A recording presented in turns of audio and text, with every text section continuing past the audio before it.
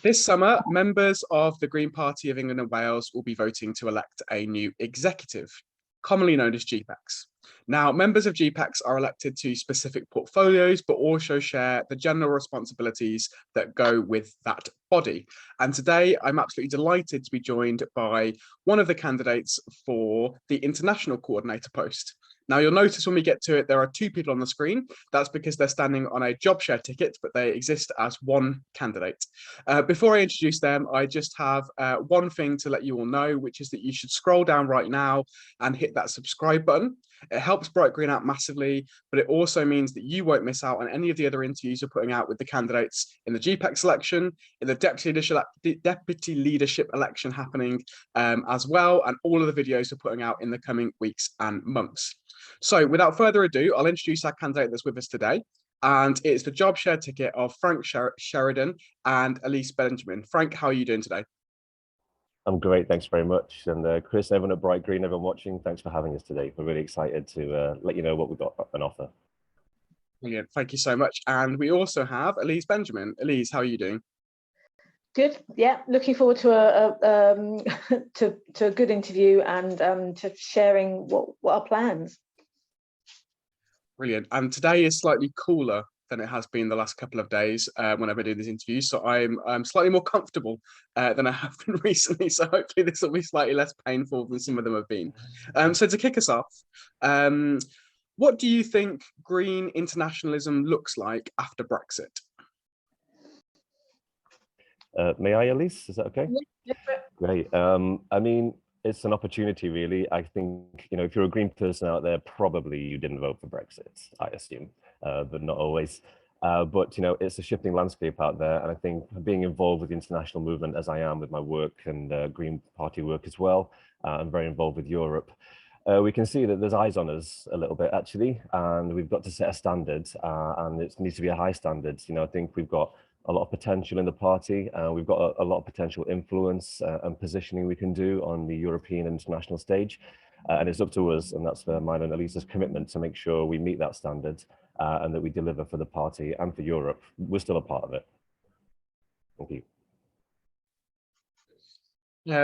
So one of the things that's interesting about the Green Party's international work, I think, is that it tends to kind of ebb and flow in terms of the level of engagement members have with it.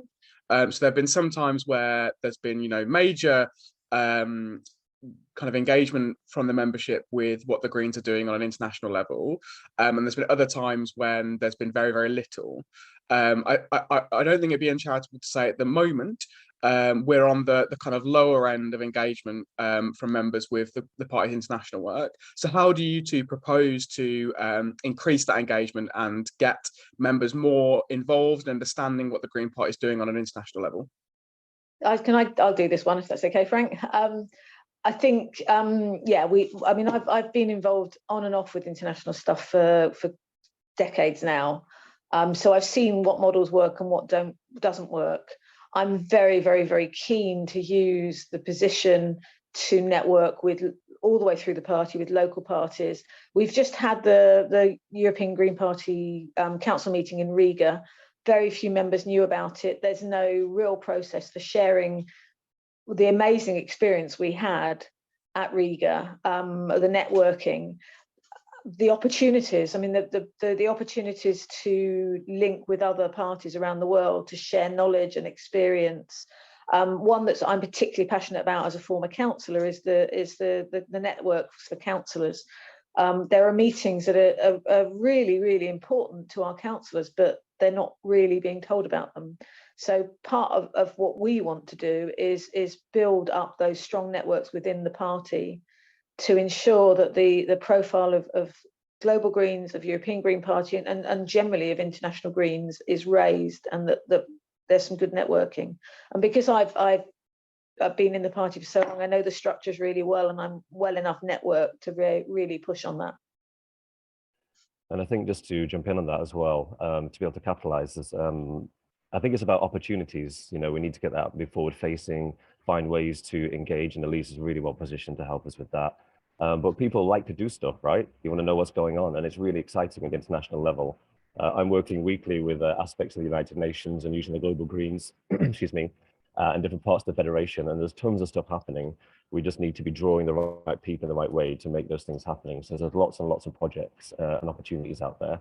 I think together we can really develop that international scene and then connect it into the membership in England and Wales. And I think people wanting it and are hungry for it.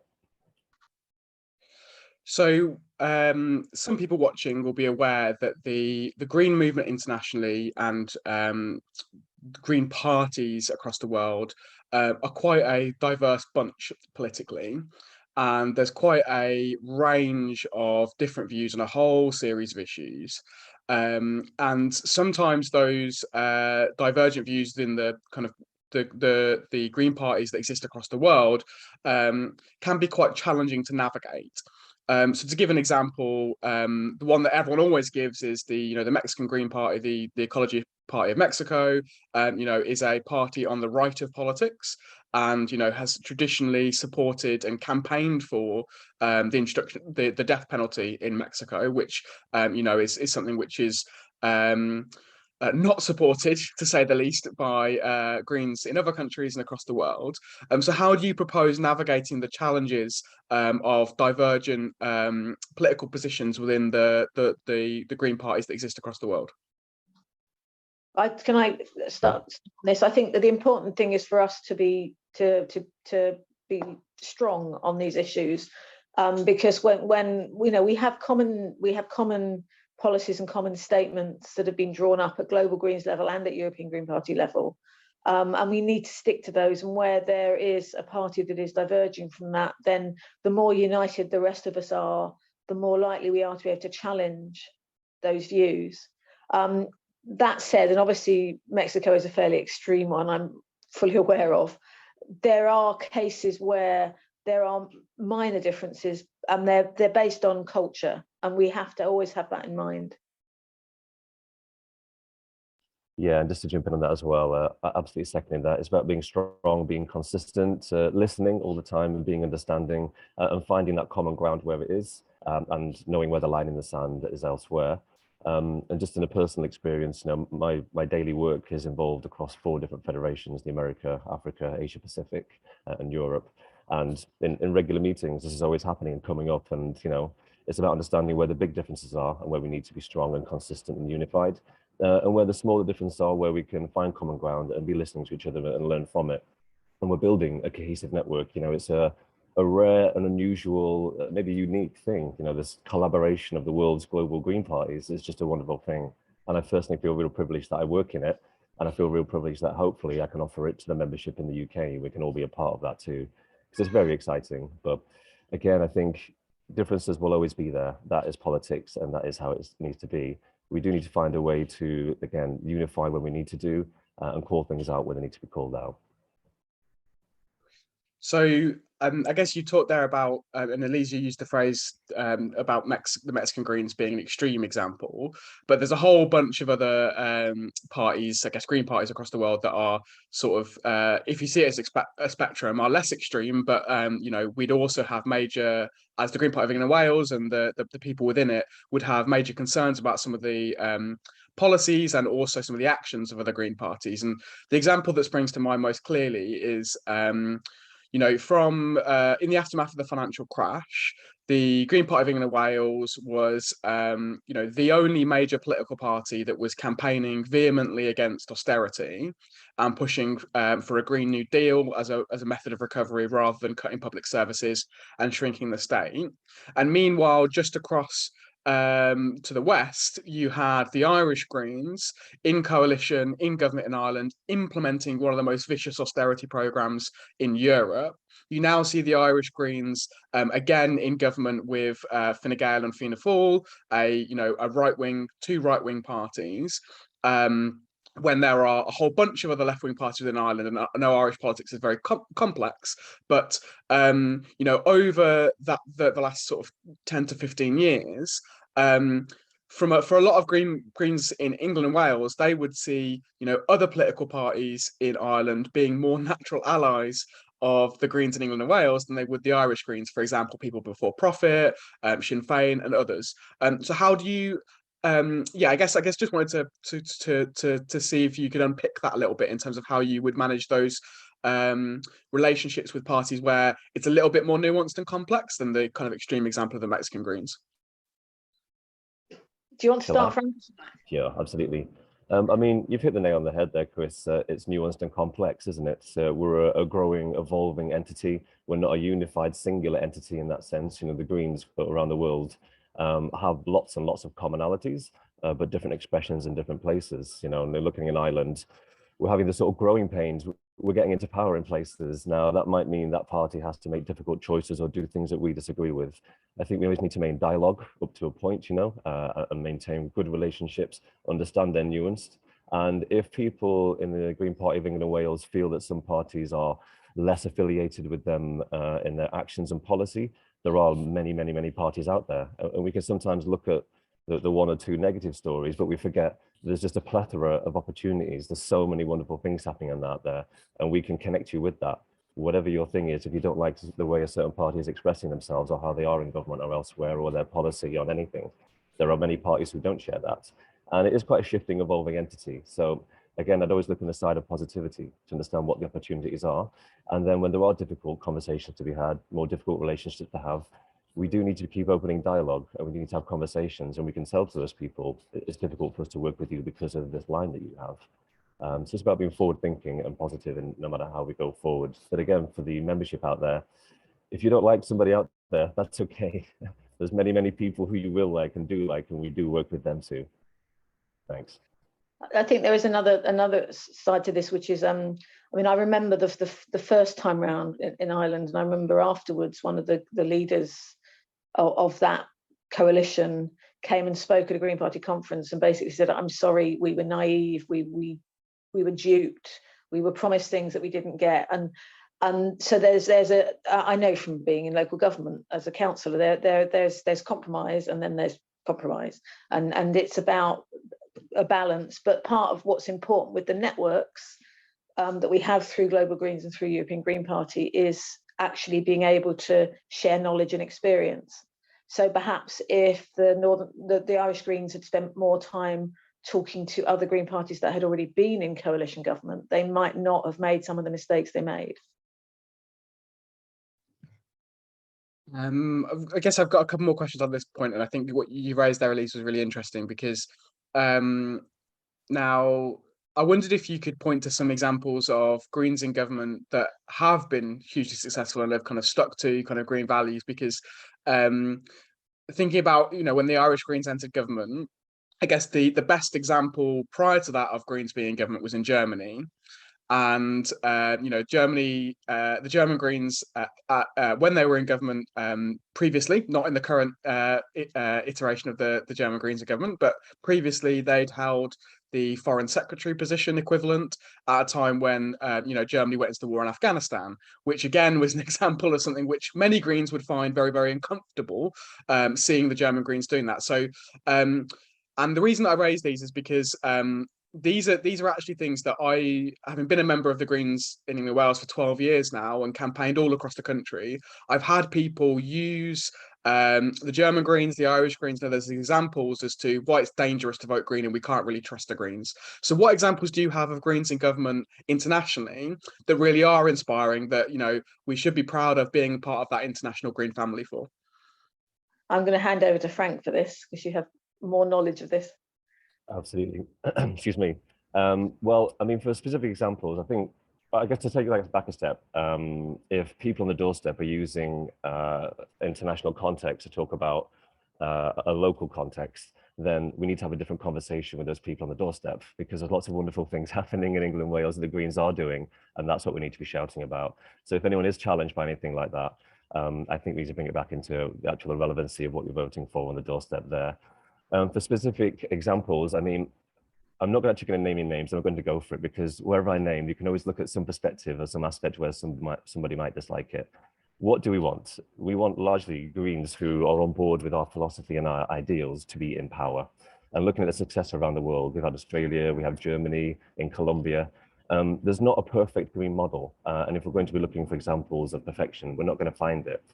And I think there's a really interesting perspective in politics where if you're on sort of on the left, or the sort of the idea of a good morality and a good thing for the planet, you have to be this sort of moral exemplar. We're not like that. We are sticky, and there are issues, and we do need to work through that. And we do need to see what's positive and drive those things forward, and find out those things that aren't working, and find out a way to quash those things. So again, we have a really unique thing, and this is the kind of model of politics we want for the world and at the global level.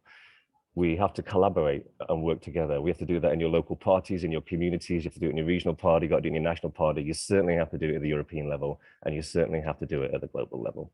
So really, it comes down to supporting those people that you want to support. And we need Greens in power around the world. I'm based in North Italy at the moment. It's going to be 40 degrees today.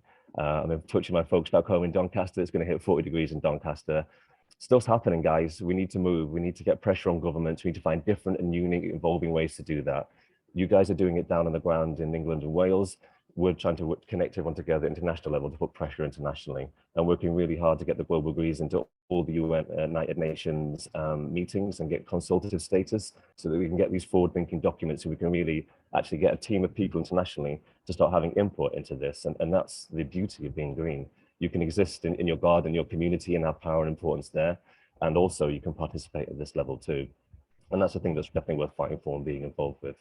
And anyone watching this, if you do want to get involved, and I hope we are elected, do reach out, do connect us on social media, because we're really excited about where we can go, and we want some really great people to help us do that.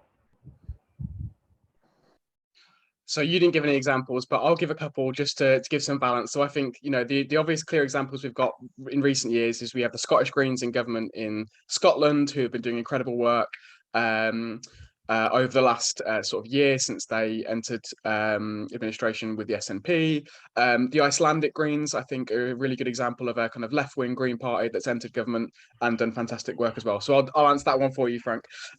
So my next question for you is, what are your biggest priorities going forward for the Green Party's international work? So as part of our nomination statement, we actually listed our some of the things that we really want to work for. So obviously the first one is to build relationships with Green parties across the world and raise our influence nationally and collectively. So we want to be able to be a stronger force within global Greens and European Greens. And the one that's particularly on my mind at the moment, having just been a delegate to the European Green Party Council in Riga, is the importance of how we organise and lead the delegations, so that we have a cohesive approach, so that we feel part of a proper team, so that the delegates understand in advance what their role is. And it's interesting for me because I was actually a delegate to the first European Green Party Congress in Vienna in 1996, along with Jean Lambert and John Mardram, who was a councillor until recently. And at that point, it was all very new, and there was no guidance. But I was very surprised to find that going to Riga, that I didn't have the support I thought I should have. So I want to reflect on my experience of Riga and ensure that when opportunities come up for members to be delegates, or even just to attend if they want to self-fund global Greens and European Green Party events, that we're there to give them the advice and support they need to do it well and to feel part of a big party. Absolutely. I think there's kind of a lot of momentum that maybe we need to capitalize on from COP26 as well. I'm doing quite a lot of work at the moment with the Global Greens at COP27, getting delegates out, and just navigating how it is to have a COP in Sharm el Sheikh. I'm not sure what the UNFCCC decided after rainy Glasgow they're going to have it in a hot resort, but logistically and organizationally, it's quite challenging to get people there at the best of times, but even more so now. But, I think COP26 built a lot of momentum. We really put the international stage, on our doorstep, and we saw what that meant. Are we seeing anyone really delivering on that? I mean, the government at the moment is an absolute quagmire in the UK, and it's just ridiculous watching them peck at each other. We're bigger and better than that. My real goal, along with Elise as well, is to make sure that we're connecting this international work and this vision along with what happens on the ground in the communities, understanding there is this connection. And I think when people kind of come up, so to speak, at our level and see what's happening, they can be campaigning your doorstep in your community, but you can also be doing some work and helping someone in Rwanda or in Chile or elsewhere. And there's lots of really exciting things that we can connect with in that way. So it's about seeing that when you vote Green and you act Green, it has an impact and can have an impact, not just in your community, but internationally, because we all know the problems that affect us affect everybody now. We're all in it together. Things are changing and changing fast, and we need to get things changed positively. on a policy and action level. And that's just not happening. And I want people to have that belief that they're making a difference and they can do it in different kinds of ways. And it's a really exciting opportunity. So I want to just add one more, because I have a little pet project. And I think it's something that could be a really nice way of introducing global Greens to local parties. Most local areas have twinning links, and a lot of those twinning links have Greens. And I want to really start encouraging local parties to form twinning links with the Greens in their twin towns. I mean, we have in Oxford, where I live, we have a very, very strong link with Bonn that goes back to 1947. And Green councillors here and in Bonn have been linking up for 25, nearly 30 years now. The poster behind me is Wrocław, which is our Polish twin town. We have a newly elected member of the European Green Party Committee who's actually from Wrocław, so we've already started to form a twinning link. And I think that's just a really nice, simple way of introducing our wonderful global networks to a wider membership. Absolutely, it's something we're doing with the Global Greens as well. We have a twinning partnership we're reactivating, and a few of the people on with Elise, connecting people together and establishing that. Just to be more transparent about what's happening at the Global Greens level and what you'd be connected with. We have a really active women's network, which spans the globe. They meet every month, and they're doing a lot of different projects in different ways of supporting, offering training, solidarity, looking at positive action and how that affects, having a solidarity movement, but seeing what works and best practice and sharing that. We have a parliamentarians network, which is really cool, seeing how that is growing and who's doing what in what parts of the world. We've just re-established an Indigenous working group and network, which you don't have to be Indigenous to join, but really making sure that voice and that narrative has a place on the global scale and also in communities. We're setting up more policy working groups. So we have alternatives to GDP, which is developing a lot at the moment, and ecological economics. So if people are out there, they're more academic and they want to pursue that more policy side of things as opportunity. We have campaigns teams, we've got media teams, and these are all volunteers who work connected around the globe, and we all get together and action a few things. So whether you're more administrative, you want to get hands in policy, you want to do action, you've got a specific group you want to work with, we're always setting up new working groups, and there's always more things we can do. What we need is people to be involved and to feel they can be a part of it and drive it forward. So I'm going to move on to some of the kind of broader questions about the Green Party now. So for members watching, as I said at the beginning, Frank and Elise are standing for the International Coordinator post, which sits on GPEx and holds the collective responsibilities that all members of GPEx hold, which relate to the financial well-being of the party's reputation, and the day-to-day management of the organisation. If you're elected to GPEx, you'll be responsible for a whole bunch of different things and making decisions on loads of things that relate to stuff outside of your specific portfolio. So I wanted to ask you what you think the biggest challenge facing the Green Party right now is. I think it's actually engaging more of our membership, so getting more members active. We have a large membership, and I'm not seeing enough, especially local engagement. And I think, we're doing fantastically winning council seats. We're building some very strong local parties, but we need to be engaging and empowering a broader membership.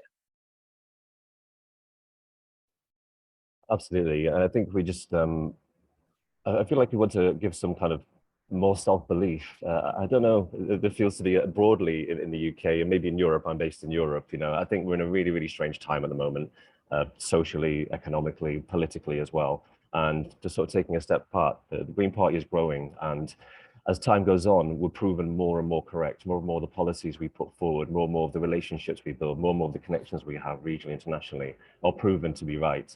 And it is a really growing, strong movement. So I think really an important thing is to help people feel that there's something really good that they're a part of, and not to get bogged down in detail and history and muckiness, just to kind of move on and feel that like there's a positivity and there's an action we can make together. I'm going to say it again because it's an important thing. Time is running out. Climate change is literally happening before our eyes. We're watching it happen, and we've seen all these crises we've been talking about for years and years. They're happening now. So that could be a motivational thing. Let's not get dispirited by that. But as Elise says, we need to engage, and we need to give people the opportunity to feel like they can do something, and you can. There's lots we can be doing. I think what would help with our partnership with all of Frank's experience of working around with Greens around the world, and with my broad experience of the National Party, I spent 5 years sitting on political committee, which is a subcommittee of Green Party executive. As an Association of Green Councillors rep, I was involved in the working group that drafted the first strategy that shifted us back to focusing on winning council seats, which of course has been very successful. I understand the processes, and I think, and of course, having been a councillor for 15 years, I also understand how to sit in meetings. So I think all of that will help between us. I feel like we're the perfect double act, to be honest. So one of the challenges that the party's been facing recently is around issues of diversity and discrimination within the party. So just to give a little bit of context, that we have a deputy leadership election at the moment. There are 4 candidates. All 4 of them are men from London. You look at the party from the kind of grassroots level to the top, from elected officials, target candidates, even non-target candidates, up to people who sit on the various committees and the bureaucracy of the party. It's overwhelmingly white.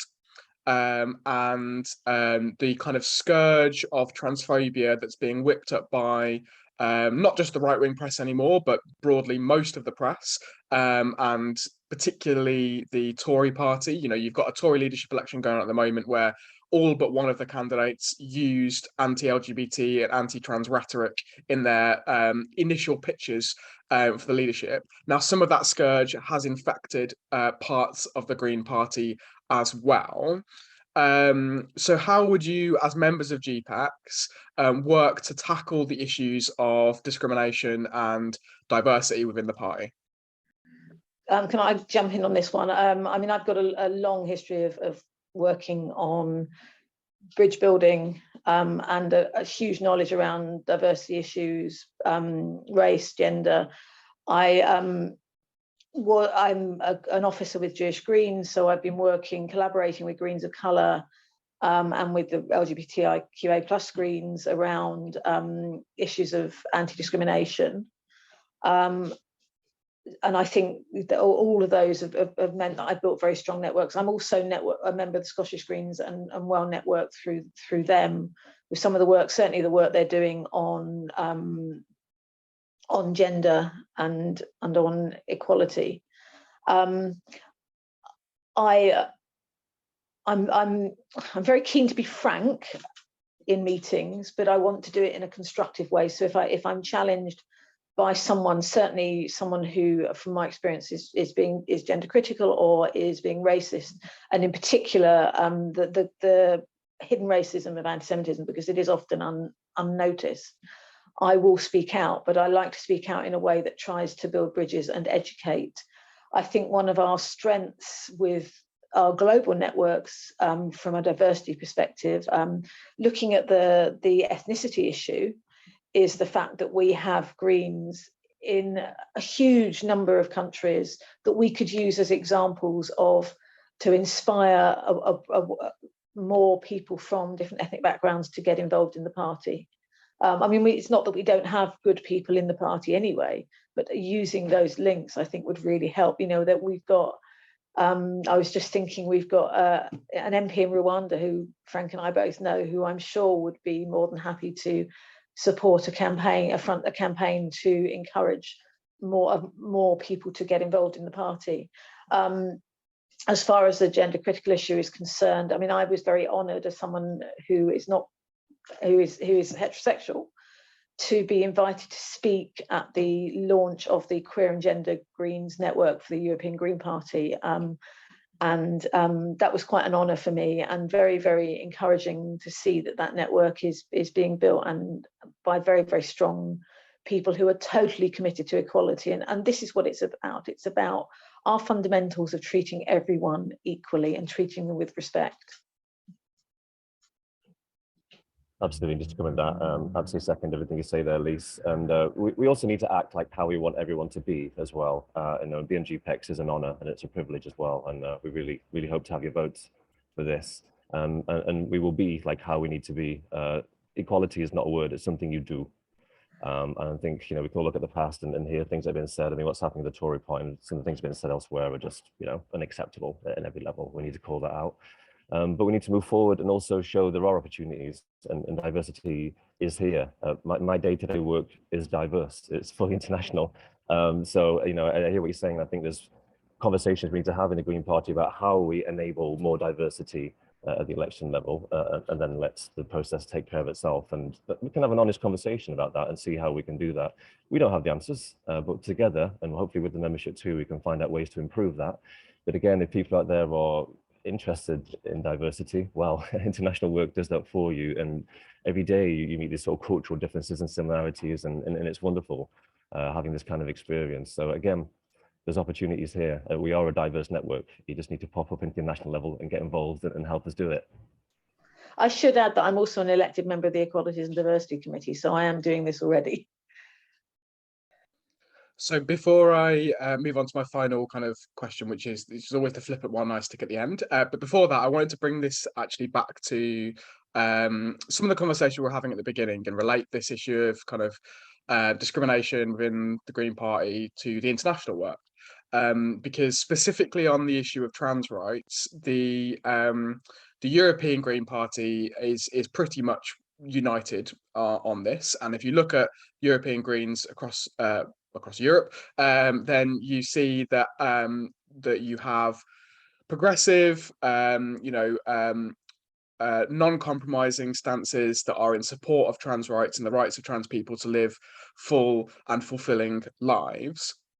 And then the issues of kind of transphobia and members seeking to overturn parties' progressive policies on that are at least often seen as being a uniquely Green Party of England and Wales issue, and that the other European parties don't have this same problem. And if you look over the last few months, we've had issues where, for example, the Scottish Greens, members of the Scottish Greens have, been very critical of the Green Party of England and Wales for the way it's handled the issue of transphobia and trans rights, and other European parties have as well. So what impact do you think the issue of transphobia within the Green Party of England and Wales is having on our international relationships?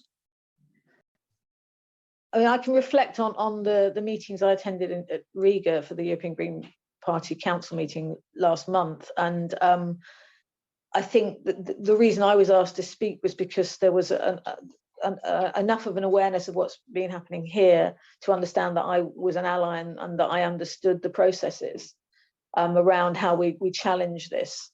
But what was interesting was to find that it's an issue that is in other parties, certainly around Europe.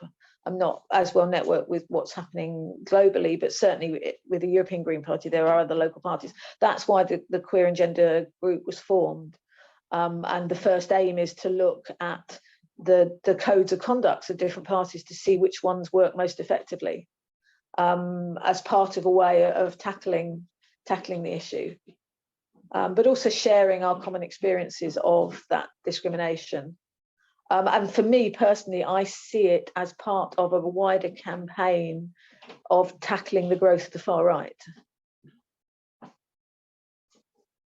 Absolutely, and I think that is something we need to be very, very mindful of and be working on very, very specifically. And just to say about the announcement for the Scottish Greens, I welcome that. When they did that, I thought that's great, and that's wonderful about being in a broader network.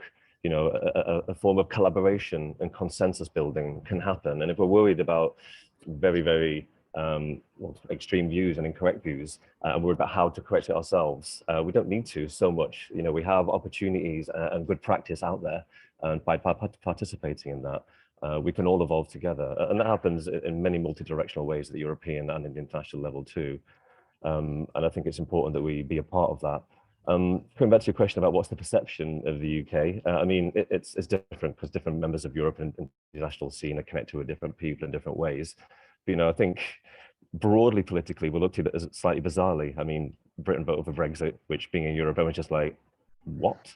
And that happened, and the Green Party sort of issues as they're looking at it fits that kind of narrative at the moment. And I think that's why it's really important. I understand when I'm in Europe and international that yes, I'm working for the Global Greens, as you can see here, but clearly I'm British and English, and I'm representing the Green Party of England and Wales at the same time. And that's a real privilege to do that. So how I talk, how I behave, what I support, what I do, who I interact with, how I do that is an example of that. So we can live by good interactions, and we understand that we need to sort of undo that sort of perception that has happened at the moment and steady things.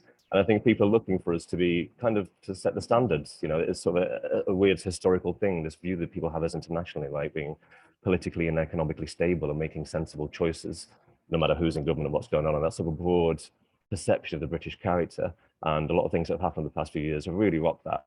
And that's why we need to go out there and be strong and be representative and be sharing the values of fairness and justice and equality that we do.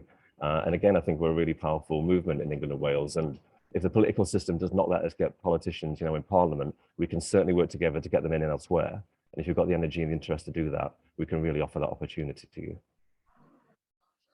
So my final question for you, I'm going to put to each of you separately.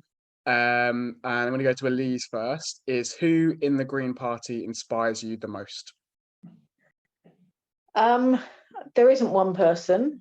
I mean, who inspired me to get involved was Jean Lambert when I saw her on the television in 1988, launching a campaign for real democracy. And at that moment, I thought, having already been a Green voter for several years, I thought, yes. So Jean was the person that started the ball rolling.